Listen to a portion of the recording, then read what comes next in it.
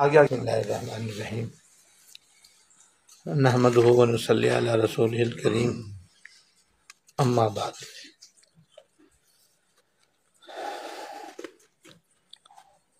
نماز تہجد اللہ تعالیٰ کی عظیم نعمتوں میں سے ایک نعمت ہے، جس کو ملے بس وہی پائے، اور ہم سب اس کو حاصل کر سکتے ہیں، اور 100% ہمارے اختیار میں ہے تہجد پڑھنا۔ پڑھیں گے تو پائیں گے انشاءاللہ تعالیٰ۔ تہجد کے فضائل بہت زیادہ ہیں، چند میں آپ کو بیان کر چکا ہوں، آج بھی چند فضائل بیان کر کے یہ مضمون انشاءاللہ پورا کرنے کی کوشش کروں گا۔ اس لیے جو کچھ بتایا جائے، سنا جائے، وہ توجہ کے ساتھ سننا چاہیے اور یاد رکھنا چاہیے، اور پھر اس کا معمول بنانا چاہیے۔ حضرت معاذ بن جبل رضی اللہ تعالیٰ عنہ سے بھی نماز تہجد کی فضیلت کے بارے میں بڑی فضیلت منقول ہے، اس کا خلاصہ عرض کرتا ہوں۔ وہ فرماتے ہیں کہ جب کوئی آدمی تہجد میں اٹھے تو ذرا اونچی آواز سے قرآن شریف کی تلاوت کرے۔ اونچی آواز سے تلاوت کرنے کا مطلب یہ ہے کہ اس کو اپنی آواز سنائی دے، اور بہت ہی قریب میں سویا ہوا ہو تو اس کو بھی آپ کی آواز سنائی دے، باقی لوگوں کو سنانا ضروری نہیں۔ اتنی زور سے بہرحال تلاوت نہ کرے جس سے دوسروں کی نیند میں خلل آئے اور سویا ہوا گھبرا کر جاگ کر بیٹھ جائے، کیونکہ نماز تہجد نفل نماز ہے۔ نفل نماز کے لیے کسی کو جگانا مناسب نہیں ہے، البتہ جس نے کہا ہو کہ آپ اٹھیں تو مجھے بھی اٹھا دینا تو اسے اٹھا دیں۔ بہرحال نماز تہجد میں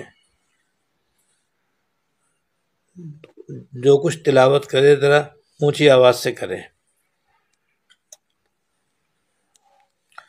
اور تہجد کے لیے جب اٹھے تو اس احتیاط کے ساتھ اٹھے کہ کسی کی نیند میں خلل نہ آئے،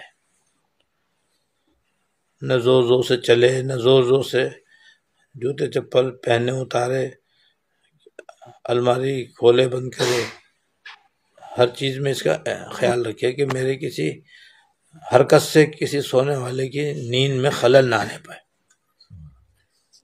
چاہے وہ بیوی ہو، چاہے والدین ہو، چاہے وہ اولاد ہو۔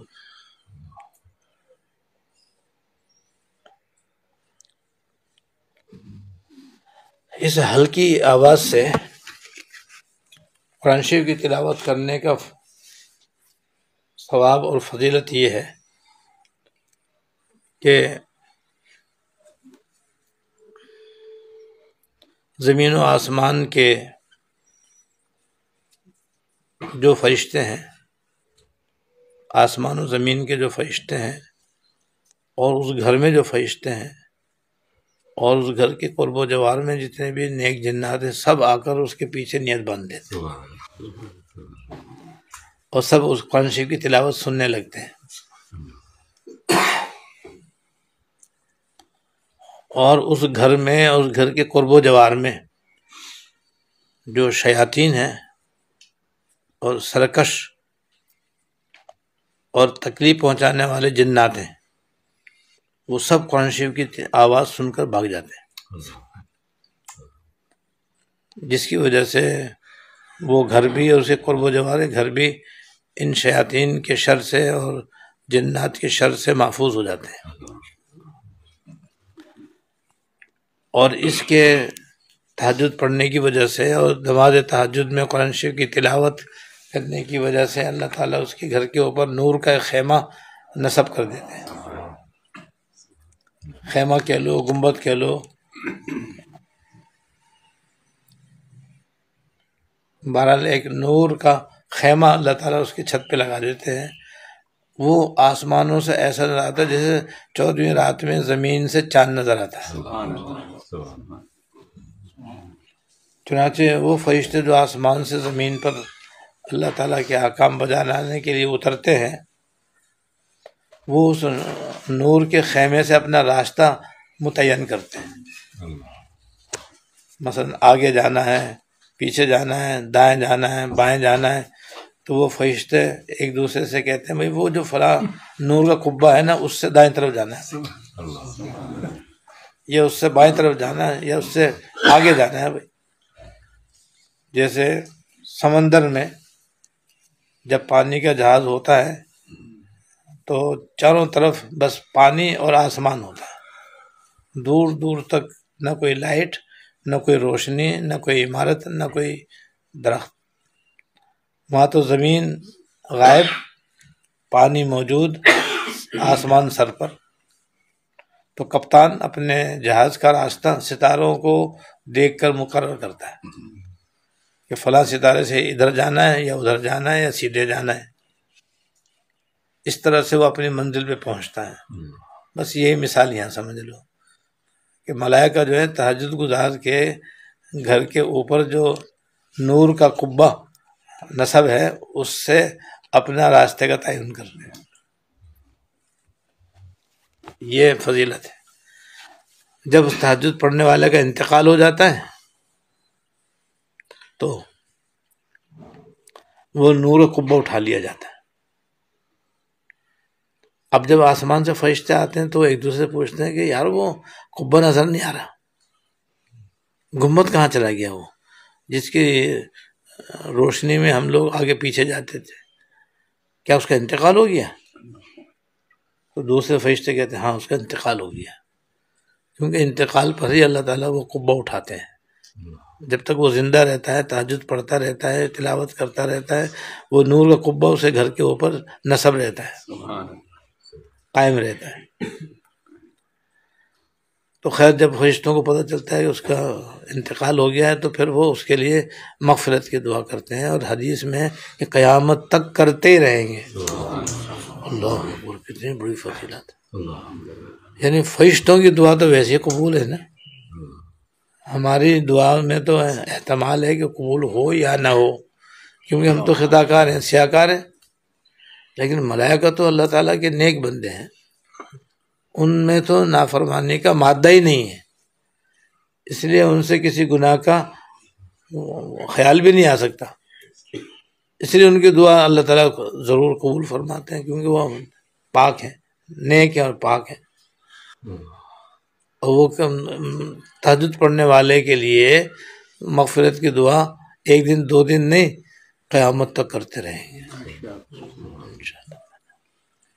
اتنی بڑی فضیلت ہے تہجد پڑھنے کی،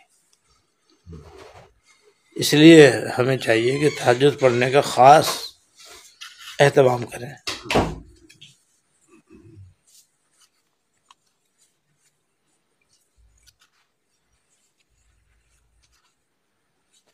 اب تہجد کی 2 رکعت کا ثواب سنو،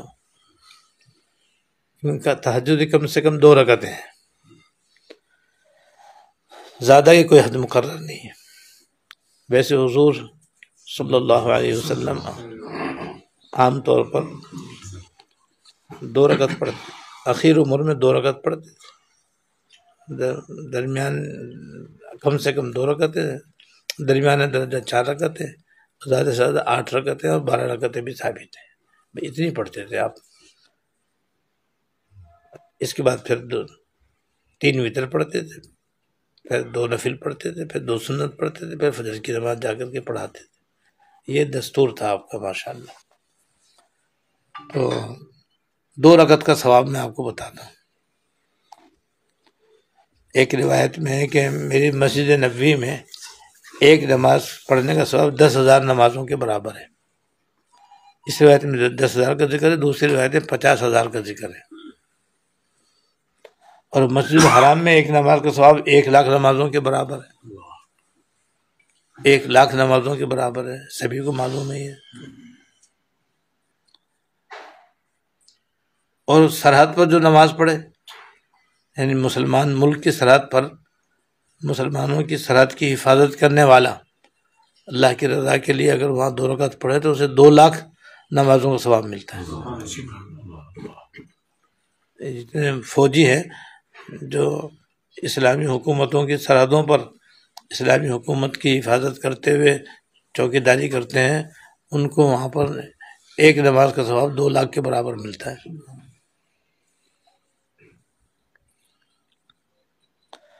اور ان سب کو ملا کر جتنے ثواب، یہ تہجد کی 2 رکعت کا ثواب ہے۔ 2 لاکھ تو سرحد کا ہو گیا، 1 لاکھ مسجد حرام کا ہو گیا، 50,000 مسجد نبوی کا ہو گیا، کتنا ہو گیا؟ 3.5 لاکھ۔ تہجد کی 2 رکعت کا ثواب تقریباً 3.5 لاکھ گنا ہے۔ اتنا زبردست ثواب ہو، پھر بھی ہم تہجد نہ پڑھیں تو ہم سے زیادہ محروم کون ہوگا؟ اس لیے ایک روایت میں ہے کہ جو آدمی تہجد نہیں پڑھتا وہ آخرت کا فقیر ہے، آخرت میں مفلس اور فقیر ہوگا۔ اس لیے جو ہے ہمت کرنی چاہیے۔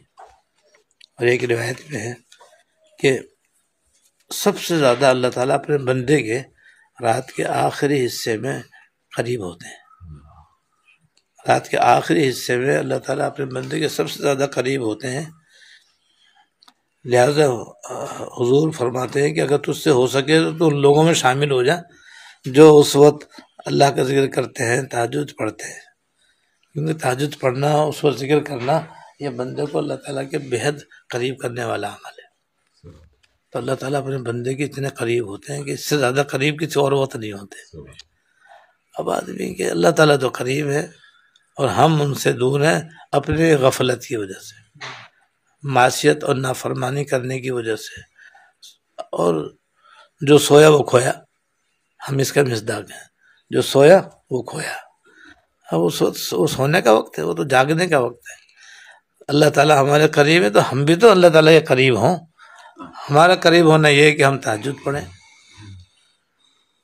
تسبیحات پڑھیں، ذکر کریں، تلاوت کریں، گڑ گڑا کر اللہ تعالیٰ سے اپنے گناہوں کی معافی مانگیں، دنیا اور آخرت کی بھلائیاں مانگیں۔ یہ ہے اللہ تعالیٰ کے نزدیک ہونے کا طریقہ۔ تو اللہ تعالیٰ تو قریب ہیں، لیکن ہم قریب ہو جائیں تو بیڑا پار ہو جائے۔ ایک 2 شعر یاد آ گئے، وہ سناتا ہوں۔ تیرے دیکھنے کی جو آس ہے یہ زندگی کی اساس ہے، یعنی ہماری زندگی کے بنیادی مقصد اللہ تعالیٰ کی زیارت ہے، اللہ تعالیٰ کی زیارت ہے۔ تیرے دیکھنے کی جو آس ہے یہ زندگی کی اساس ہے، میں 1000 تجھ سے بعید ہوں یہ عجب کہ تو میرے پاس ہے، میں 1000 تجھ سے بعید ہوں یہ عجب کہ تو میرے پاس ہے، تیری ذات پاک ہے لازوال، تیری سب صفات ہیں بے مثال، تو برون وہم و خیال ہے، تو ورائے عقل و قیاس ہے، کسی انجمن میں قرار دل، نہ کسی چمن میں بہار دل، کہوں کس سے حالت زار دل کی ہر جگہ میں اداس ہے۔ تو جو عاشق ہوتا ہے وہ تو اداس ہی رہتا ہے، جب تک کہ محبوب سے ملاقات نہ ہو اداس ہے۔ لہذا تہجد میں اللہ تعالیٰ سب سے زیادہ اپنے بندے قریب ہوتے ہیں، بس اب ہمیں قریب ہونے کی دیر ہے۔ لہذا اس وقت ہمیں ہمت کر کے اٹھنا چاہیے اور وضو کر کے، اور کم سے کم 2 رکعت، بہتر 4 رکعت، اس سے بہتر 6 اور 8 رکعت پڑھنے کا اہتمام کرنا چاہیے، اور اس کے اندر زیادہ سے زیادہ تلاوت درمیانی آواز سے کرنی چاہیے۔ ایک حدیث اور سناتا ہوں۔ حضرت بلال رضی اللہ تعالیٰ عنہ سے مروی ہے کہ حضور نے فرمایا تم پر تہجد کی نماز پڑھنا لازم ہے، تم پر تہجد کی نماز پڑھنا لازم ہے، یعنی تم تہجد پڑھنے کا ضرور اہتمام کرو، کیونکہ یہ تم سے پہلے نیک لوگوں کا طریقہ رہا ہے۔ پچھلے جتنے نیک لوگ پڑھے ہیں، جس میں انبیاء علیہ السلام بھی، صدیقین، شہداء، صالحین، اولیاء، سب تہجد پڑھتے آئے ہیں، اور تمہیں یہ عمل تمہارے رب کے نزدیک کرنے والا ہے، یعنی اس سے تم اللہ تعالیٰ کے قریب ہو جاؤ گے، اور تمہارے خطاؤں کی معافی کا ذریعہ ہے۔ تہجد پڑھنے سے تمہارے گناہ معاف ہوں گے، خطائیں معاف ہوں گی، اور جسم سے بیماریاں دور ہونے کا ذریعہ ہے۔ یہ کتنا دنیا کا فائدہ ہے کہ جو ہمیشہ تہجد پڑھے گا انشاءاللہ سدا صحت مند رہے گا، وہ کبھی کسی خطرناک بیماری میں مبتلا نہیں ہوگا انشاءاللہ تعالی۔ یہ وہی تہجد پڑھنے کے فضائل ہیں، اس لیے ہم سب کو یہ پڑھنے کا اہتمام کرنا چاہیے۔ یہ موضوع میں نے اس لیے منتخب کیا تھا کہ سردیوں کی راتیں ہیں، اب ان راتوں میں بھی آدمی تہجد نہ پڑھے تو پھر کب پڑھے گا بھائی؟ اب تو جلدی سونا جلدی اٹھنا بہت ہی آسان ہے، 5 بجے بھی اٹھ جائے تو 40-45 منٹ ملتے ہیں آدمی کو تہجد کے، 5:50 پہ صبح صادق ہو رہی ہے، تو اتنا آسان اللہ پاک نے کر دیا۔ تو اس لیے 11 بجے سو جاؤ، 5 بجے اٹھ جاؤ، آرام سے تہجد پڑھو، اور یہ سارے فضائل بھی حاصل کرو، اللہ تعالیٰ کی رضا بھی حاصل ہو، اللہ تعالیٰ کا قرب بھی نصیب ہو۔ اور ایک بڑی فضیلت یہ ہے کہ اس وقت دعا ضرور قبول ہوتی، دعا بھی قبول۔ اللہ تعالیٰ مجھے بھی آپ کو بھی توفیق عطا فرمائے۔